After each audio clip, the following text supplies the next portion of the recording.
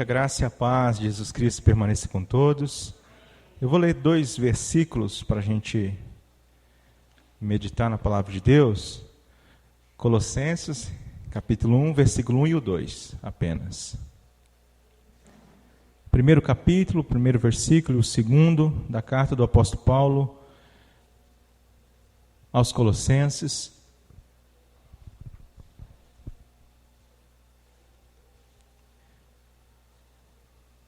Diz assim: Paulo, apóstolo de Cristo Jesus, por vontade de Deus, e o irmão Timóteo, aos santos e fiéis irmãos em Cristo, que se encontram em Colossos.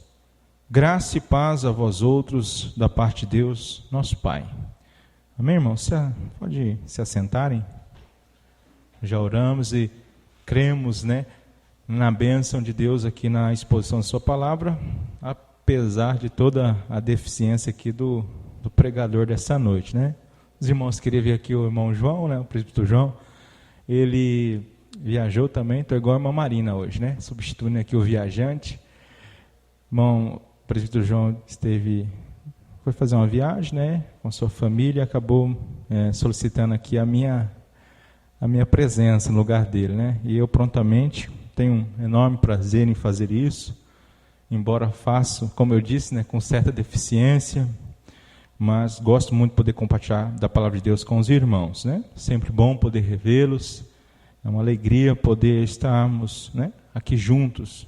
Pouco tempo, mas já é algo bom da parte de Deus, porque a gente revê a face dos irmãos, pode contemplar algum deles aqui, e isso nos alegra em saber que a gente está nessa mesma caminhada. A despeito de todas as circunstâncias que nos cercam, a gente ainda continua crente em Jesus, firme nele e caminhando nele, Às vezes se arrastando, ou sendo arrastado, mas isso fica em segundo plano. O mais importante é que a gente ainda seja dependente dele. Mesmo quando você não tiver vontade de vir, venha a si mesmo, nem que seja arrastado pelo pai, pela mãe, pelo esposo, pela esposa, mas sabemos tudo que isso é a obra de Cristo, colocando ao nosso lado pessoas também que se importam com a nossa santificação, nosso crescimento, Isso é muito bom. Irmãos, gostaria de repartir com vocês esse texto, e poderemos assim chamar uma pergunta ou talvez um tema para a nossa meditação, Quem é você, Quem é você? A gente sabe que essa pergunta, em algum momento, Jesus, ele próprio perguntou aos discípulos a respeito de si próprio, dizendo, olha, quem dizeis aos homens que eu sou, E essa é uma das perguntas também que move muitos na busca de um sentido para a vida. Quem eu sou? Quem somos, Da onde viemos, para onde vamos? E a Bíblia, o Evangelho de Jesus Cristo responde quem nós somos. Quando eu digo quem nós somos, eu me refiro a você, que é um cristão, um crente, uma nova criatura, você que recebeu de fato um novo nascimento da parte de Deus. Nós estamos diante desse texto em que Paulo se apresenta quem ele é. Ele é um apóstolo de Cristo Jesus por vontade de Deus. Paulo, ele tem esse costume, de sempre dizer quem ele é: servo de Cristo, apóstolo de Cristo, escravo de Cristo. E agora, mais uma vez, ele faz isso quando ele começa essa carta, quando ele começa a escrever aos irmãos em Colossos, respondendo já de prontidão quem ele era, quem está escrevendo. É o Paulo. Que Paulo, o apóstolo, de quem? De Jesus Cristo. É comum a gente perguntar para as pessoas, quando a gente pergunta, quem é você, quem que é? E a pessoa começa a dizer a respeito dela. Mas quando ela responde quem ela é, na verdade, ela não diz exatamente quem ela é, ela diz o que ela faz, É comum as pessoas, trabalho com isso, faço tapioca, lembrei da Maria, faço tapioca. Outro, eu sou mecânico, eu mexo com isso, com aquilo. Eu sou professor, sou dona de casa. E as pessoas costumam dizer o que elas fazem, E, na verdade, isso simplesmente está dizendo que a profissão dela, o que ela exerce. Em outro momento, você vai perguntar para as pessoas, mas você, quem é você na vida? E a pessoa fala, eu sou um fracasso na vida, porque minha vida deu tudo errado, eu tentei fazer as coisas certas e, enfim, fui por um caminho totalmente difícil, me dei muito mal, então eu me vejo assim na vida. Ela se identifica como sendo o extrato da sua má experiência, né? Seja por um casamento frustrante, seja por um dissabor na vida, seja por um atrito que teve, um negócio que não deu certo, e a pessoa se define como sendo aquilo, né? Como um extrato da sua experiência. Então, são várias formas das pessoas se definirem, né? É comum, né, na época de eleições, né, a gente receber visita de candidatos em algum estabelecimento, seja na sua empresa, onde você trabalha, e os candidatos começam a se apresentar, eles começam a dizer, eu sou fulano, lá não sei de onde, de Paraná, estou aqui, eu tenho uma família que tem uma empresa, e bem conhecida no estado todo, só que elas nunca falam a respeito de fato quem elas são. Elas sempre vão dizer das experiências, a quem ela pertence, de onde elas vieram, qual a situação que elas estão vivendo, e isso não diz quem nós somos, jamais. E para nós isso já deveria ser uma grande alegria, porque talvez você seja uma dessas pessoas que seja denominada ou rotulada pela sua experiência de vida. E talvez a sua experiência não foi tão boa, talvez você teve momentos na sua vida muito ruins que você, se você pudesse, né, você rasgaria da sua biografia, né? Mas não tem como, essas experiências nos acompanham, mas não nos definem. Deveria ser assim, porque é assim que a Bíblia diz. Paulo, ele diz, olha, eu sou o que sou por causa de Cristo. E aqui começa, então, o nosso entendimento do que, de fato, deveria estabelecer quem nós somos, ou definir, né, dizer o que deveria ser base da nossa resposta a respeito de quem nós somos. Paulo, ele entende que ele tem um chamado, que ele é apóstolo, mas ele não é apóstolo pela sua vontade, ele não faz, ele não exerce aquilo. Então, assim, olha, isso, o que eu faço, só é possível porque é pela vontade de Deus. E aí ele diz, ó, eu, juntamente com o irmão Timóteo, então começa a escrever a sua carta, endereçando agora a esses irmãos na igreja de Colossos. E agora, no versículo 2... quando ele escreve, ele apresenta, então, para quem ele está escrevendo. Aos santos. A primeira coisa que o crente deveria ter certeza que ele né, é aos santos. Por que santos? Né? Paulo, ele não disse que essa igreja aqui, ou esses irmãos, era uma comunidade de um monte de gente que não tinha nenhum tipo de pecado, de perturbação, de circunstâncias ruins na sua vida, mas ele entende que quando ele fala santos, né, ele está falando do que a Bíblia diz a respeito do que é santo para um crente. O que é ser santo? A gente cantou um hino que diz a respeito, né, que está escrito lá em Hebreus, que nós somos, né, propriedade exclusiva de Deus, né, raça eleita, povo santo, separado, povo de propriedade exclusiva de Deus. Então, Paulo começa a dizer para os irmãos o seguinte, olha, vocês são santos, vocês são uma propriedade exclusiva de Deus, vocês são povo separado para Deus. Quando a gente fala de ser santo, é claro que tem a ver com santidade, com santificação. Mas antes de santidade, vem a separação. É impossível você ser santo se você não foi separado para ser santo. Ser santificado se você não foi separado para isso.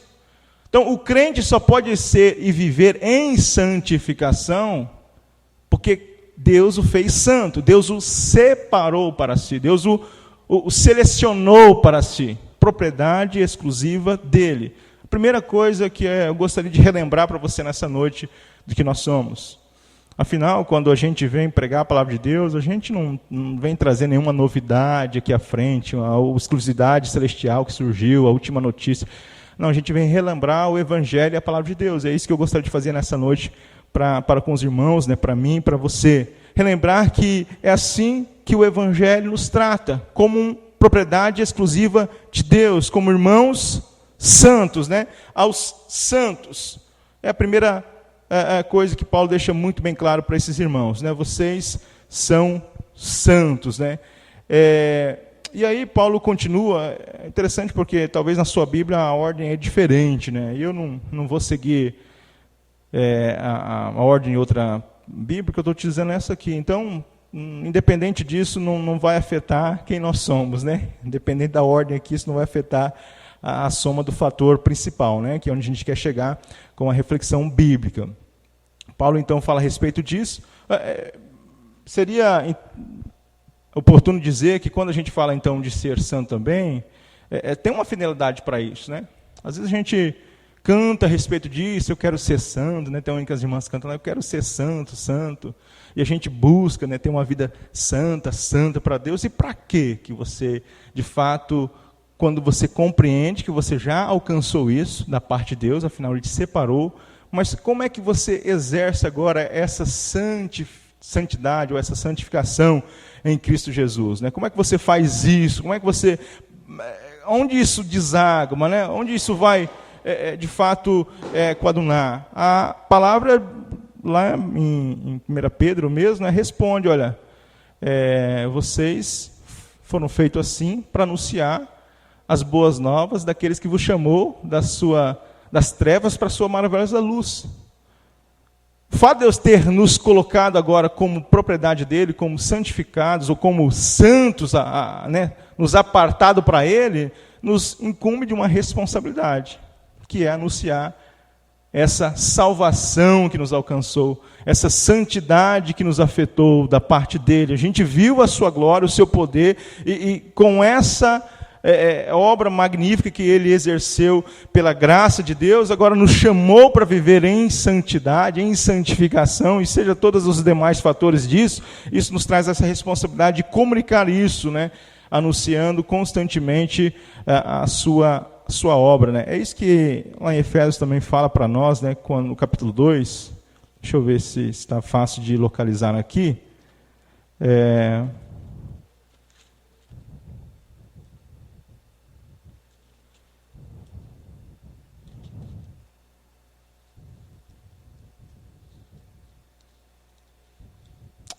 capítulo 1, né, versículo 4, assim, o 3 ainda, né, que diz assim: Bendito Deus e Pai, nosso Senhor Jesus Cristo, que nos tem abençoado com toda sorte de bênção espiritual nas regiões celestiais em Cristo, assim como nos escolheu nele antes da fundação do mundo, para sermos santos e irrepreensíveis perante ele em amor. Então, assim como Paulo entende que ele é o que ele é pela vontade de Deus, assim como Paulo entende que ele é o que ele é, né, apóstolo, chamado por Jesus Cristo, né, pela vontade de Deus, ele entende também que os irmãos são santos por vontade do Pai, que assim nos fez santos para então proclamarmos da mesma forma a sua gloriosa obra aos demais, né? Então, somos como o galho ali enxertado na videira, né, que é Cristo, e dele vem toda a nossa propriedade nutritiva, e assim, de alguma forma, também a gente vai repassando isso aos demais que estão à nossa volta. Mas Paulo não diz apenas que nós somos santos, né? Paulo também chama esses irmãos de fiéis. Fiéis irmãos. Fiéis irmãos. Quando a gente olha para a palavra de Deus, a gente vê que teve muitos crentes que foram de fato fiéis, né, ao nosso modo de ver, né? Fiéis, a gente entende aquela pessoa que está de fato cumprindo com o seu chamado. A pessoa, ela anda na trilha que foi estabelecida para que ela viesse andar. Mas nos dá a ideia também que Paulo está tratando de pessoas que de fato compreendem o chamado de Deus, né, a sua santa vocação, e aí caminham de acordo com os preceitos de Deus. Porque, uma vez separados, agora precisamos nos submeter ao que estabelece o Senhor para nossas vidas, né? Eu já falei isso várias vezes, a gente gosta muito quando a gente fala do Salvador Jesus Cristo, né? A gente gosta de falar de Cristo como Salvador, é maravilhoso quando a gente fala do que Ele fez por nós, de como Ele nos resgatou, e a gente vai falar um pouquinho disso mais à frente. Mas quando a gente fala de Salvador Jesus Cristo, a gente também tem um outro nome que Ele é, né? Ele é o Senhor Jesus Cristo. E quando a gente fala Senhor Jesus Cristo, pressupõe que tem um servo, que tem um escravo. E para que a gente possa, de fato, chamar de Senhor, a gente precisa se submeter a Ele, né? Ninguém chama a Jesus de Senhor se não quiser fazer o que Ele manda, né? Vós me chamais Senhor, fazei bem. É isso que Ele diz, né? E é Ele que nos manda viver de acordo com a sua vontade. Então a gente olha para os seus preceitos e caminha nessa trilha que Ele estabeleceu para nós. Então, uma vez que a gente foi chamado por Deus, separado, a gente também precisa conviver com essa incumbência, com essa santa responsabilidade de viver na sua retidão, né? Vivendo fielmente como irmãos, fiéis irmãos, né? E isso também nos dá essa ideia de congregação também, né? Paulo está falando para um grupo de gente, de pessoas que não vivem a vida cristã solitária. Isso é impossível, isso não condiz com o Evangelho. Por mais que você seja uma pessoa, talvez igual o Wesley aqui, que gosta de ficar em casa, caseiro, a esposa fica brava, não gosta de sair, não gosta... Eu gosto de ficar em casa, eu gosto da minha casa, mas no Evangelho a gente aprende que a vida ela precisa ser partilhada. É lógico também que eu não vou ficar o tempo todo na casa dos irmãos, né? Mas pelo menos o fato de vir à igreja, né, congregar, estarmos juntos, né, já é um grande passo, né? E aí depois tem o aprofundamento disso, que é as visitas, né, que é o momento de comunhão. Afinal, esse chamado que Cristo fez para nós não foi só para nós, foi para outros irmãos, que a gente, no decorrer da caminhada, vai se ajuntando a eles. Então, Paulo faz isso, né? Faz com que os irmãos entendam que eles são santos, fiéis irmãos. E agora, para mim, vem aqui o principal, né? Eu acho que aqui está a essência desses, pelo menos desses versículos que nós acabamos de ler, desses dois, em Cristo. Paulo diz, olha, santos, fiéis irmãos em Cristo.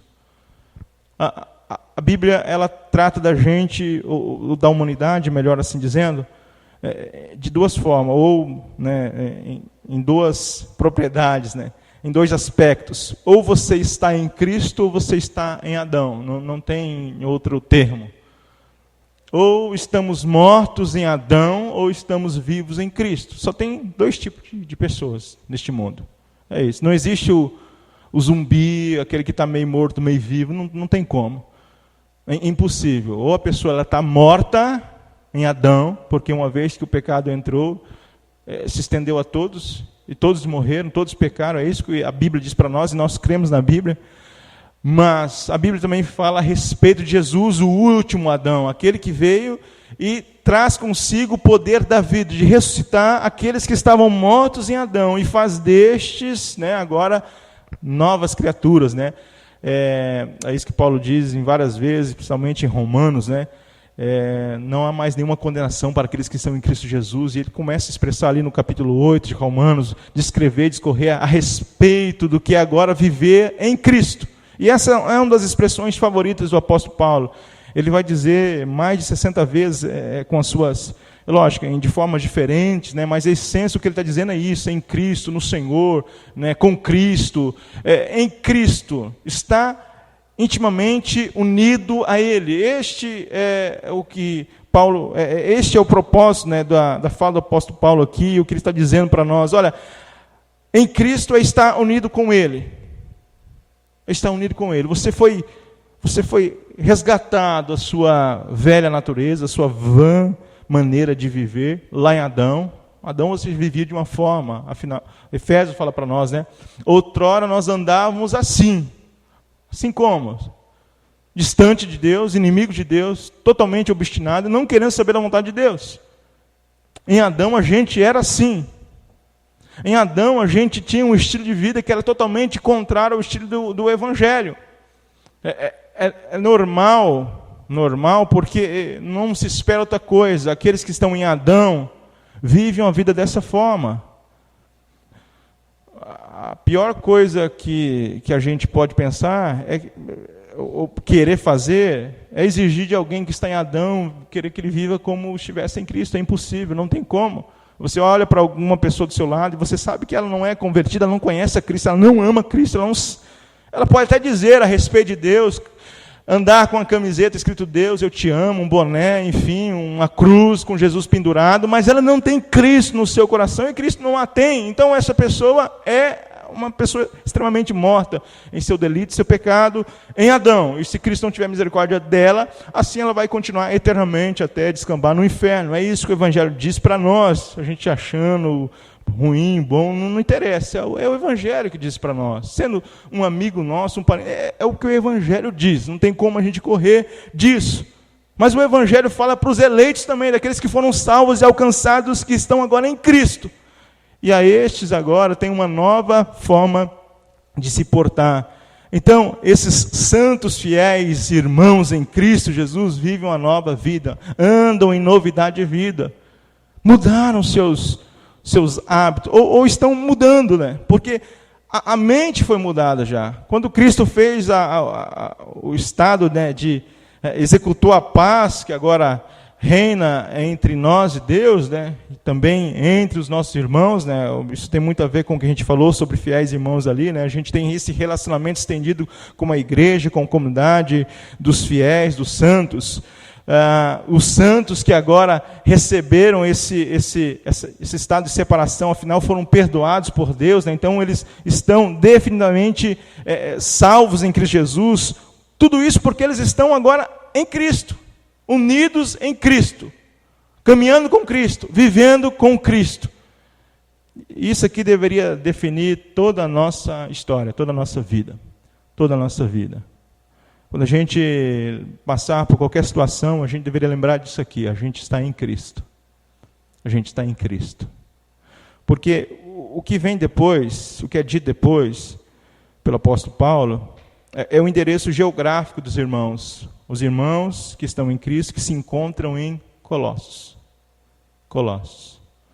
Veja bem, o Evangelho que nos alcançou, ele não modifica essas coisas que estão em nossa volta, que a gente toca nela, as paredes, elas... O dia que você se rendeu a Cristo e você creu nele, pelo poder da graça que ele executou na sua vida, ficou tudo colorido, ou tudo ficou brilhando, ou ficou um jardim, água e peixinhos e passarinhos cantando. Não, a sua vida continuou em volta a mesma coisa.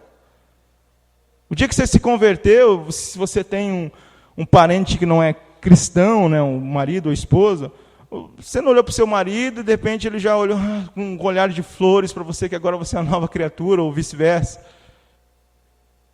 Continua a mesma coisa por parte disso. O que mudou foi na nossa trajetória espiritual agora, na eternidade. Aquilo que estava, de fato, já escrito antes da fundação do mundo, se executou no plano agora. Cristo trouxe vida para você.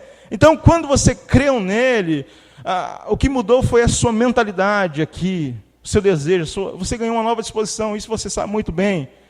Você ainda continua lidando com as suas teimosias de outrora, afinal, você ainda carrega o velho homem contigo, né? O Adão, ele deixou de ser os meninos que jogam aí, nosso avatar principal. A gente agora está em Cristo. O Adão é secundário, ele vem, mas ele vem carregado. Né? Paulo diz isso: quem me livrará desse corpo de morte? Miserável homem que sou. A gente carrega ainda essa natureza, por isso você peca ainda, irmão. É porque você ainda briga, fica irado, nervoso, tem vontade de xingar, às vezes de dar uns tapas passando, mas aí você ora e fala: Senhor, toma de conta desse novo homem. Porque o Adão ainda está ali, junto com você. Por isso que os irmãos ainda, eles estão em Cristo e não estão numa comunidade diferente, eles não foram vamos pegar, lotar um ônibus lá, um avião, e falaram: vamos para tal lugar que a gente agora vai fazer uma sociedade totalmente santa. Não. Eles são santos, fiéis irmãos em Cristo, que vivem em Colossos. Assim aconteceu com você. Hoje você é um irmão santo, fiel em Cristo Jesus, que vive em Vilhena. Assim sou eu. Nós estamos aqui, residindo aqui. Nós temos um lugar geográfico. Mas o problema, irmãos, é quando esse lugar geográfico, aqui você pode utilizar a aplicação de outra forma, não necessariamente a cidade, mas talvez o seu ambiente de trabalho, talvez a sua casa, por onde você estiver indo, O que não pode é esses ambientes nos modificarem. O fato daqueles irmãos serem fiéis em Cristo Jesus, santos naquela cidade, não modificava ali a região em si, no sentido de, geograficamente falando, né? Mas deveria modificar o ambiente onde eles estavam residindo. Assim deveria acontecer com a gente. Porque muitas vezes é o contrário, é o ambiente que vai, parece que nos modificando, né? Aquela famosa expressão, quando a gente está na igreja, tudo uma maravilha, todo mundo é santo, e aí quando a gente olha para fora, parece que é tudo tão mais difícil a gente executar e viver essa santidade que o Evangelho nos propõe, essa fidelidade ao Senhor, essa notoriedade de Cristo estampada em nossas vidas, porque a gente começa, vem a pressão do serviço, vem o jeitinho ali de dar uma manobra para se beneficiar. Às vezes a gente perde a paciência com um colega ali, às vezes com a própria esposa ou esposo, né, perde a paciência também. É nesse ambiente que a gente deve lembrar que nós somos santos, fiéis em Cristo. E que esse ambiente não deveria modificar. Que a gente não precisa ser igual o menininho da historinha que todo mundo já ouviu, né, que pedia para mudar a casa do pai lá para a igreja, porque na igreja o pai era a melhor pessoa do mundo. Aquela historinha que todo mundo já ouviu. A Bíblia e o Evangelho, mais propriamente dizendo, né, nos traz essa afirmação de que nós estamos em Cristo, unidos com Ele, independente do ambiente que a gente esteja vivendo, independente das circunstâncias que a gente esteja enfrentando. Porque pode ser que para nós seja muito fácil glorificar a Deus, cantar louvores a Deus, celebrar a Deus, quando tudo está indo tudo bem. Quando a gente está ganhando bem no serviço, quando a família está todo mundo com saúde, estamos tendo condição de viajar, está uma maravilha, todo mundo sorrindo, uma alegria. É muito gostoso nesse momento a gente celebrar a Cristo e lembrar que nós pertencemos a Ele, e a gente faz confissões apaixonadas por Jesus. Mas e quando as coisas começam, parece que sair do trilho em algum momento, darem errado, a gente se esquece de que nós somos santos, separados para Ele. Exclusividade dele, povo dele. A gente não pertence a este mundo, a gente não pertence a outro Senhor. Cristo nos comprou com um alto preço. Cristo comprou você, meu irmão. Cristo quis você. Lá na eternidade passada, quando nada existia, Ele decidiu amar você, amar a mim, amar a cada um de nós que estamos aqui nessa noite, todos que creem nele, que Ele de antemão estabeleceu para que viesse crer, porque Ele nos amou de tal maneira, então Ele deu um jeito de vir nos resgatar para Ele e comprar com o seu sangue, na cruz maldita, quando Ele foi crucificado, e ali estava pagando com a sua própria vida, sangue inocente, sangue santo de Jesus Cristo, por nós, pecadores, miseráveis. Nós nos conhecemos, você se conhece. Você conhece a sua mentalidade, você conhece o seu coração, o seu desejo, o que você já sentiu, o que você teve vontade de fazer nessa vida. Você se conhece, mas Ele te segurou, Ele reprimiu esses desejos, essas vontades. Ele cuidou de você, Ele tratou de você, porque você pertence a Ele. Ele é o nosso Senhor. Então você é exclusividade dEle, um povo separado para Ele. Você fiel por causa da graça dEle. O que nós executamos na vida, Paulo vai dizer em Efésios, olha, essas boas obras que a gente executa, que a gente anda, foi preparada por Ele. As boas obras que Ele preparou de antemão para que andássemos nela. Então, se a gente consegue executar isso, não é porque há em nós uma habilidade diferente que me leva a dizer, olha como eu sou bom nisso. Isso é graça dEle, isso é misericórdia dEle, meu irmão. Agradeça a Ele por você conseguir de fato viver uma vida temente a Ele, fiel a Ele, constante nele. E quando você olhar para o seu lado e ver que o seu irmão não consegue viver assim, não se esqueça que ele é seu irmão, que foi comprado pelo mesmo preço que você. Então ele pertence à sua família, ele concedeu esse lugar à mesa juntamente com esse irmão, que é fiel, independente se ele não está conseguindo andar com você, não, porque a fidelidade não vem por causa da obra que eu executo, mas sim a obra que Ele executou por nós. Afinal, nós estamos nele. E a obra dele, agora, que a gente faz, é nele, para ele. É isso que o cântico, lá, o louvor diz, né? Tudo por meio dele, para ele, são todas as coisas. Essa é a nossa vida. Então, meu irmão, independente de você estar aqui na igreja do Embratel, na igreja lá na Vitória Régia, independente de ser aqui em Vilhena ou fora de Vilhena, não se esqueça que você está num lugar muito seguro, você está em Cristo. Você está em Cristo. Quando tudo parecer perdido, quando tudo parecer tão difícil, não se esqueça onde você está em Cristo. O lugar mais seguro para você estar. E isso define quem você é. Você pertence a Ele. Você é parte dEle. Você é aquilo que Ele veio resgatar. Ele morreu, deu a sua vida por causa de você. Então que você possa refletir nisso, que nós possamos refletir nisso.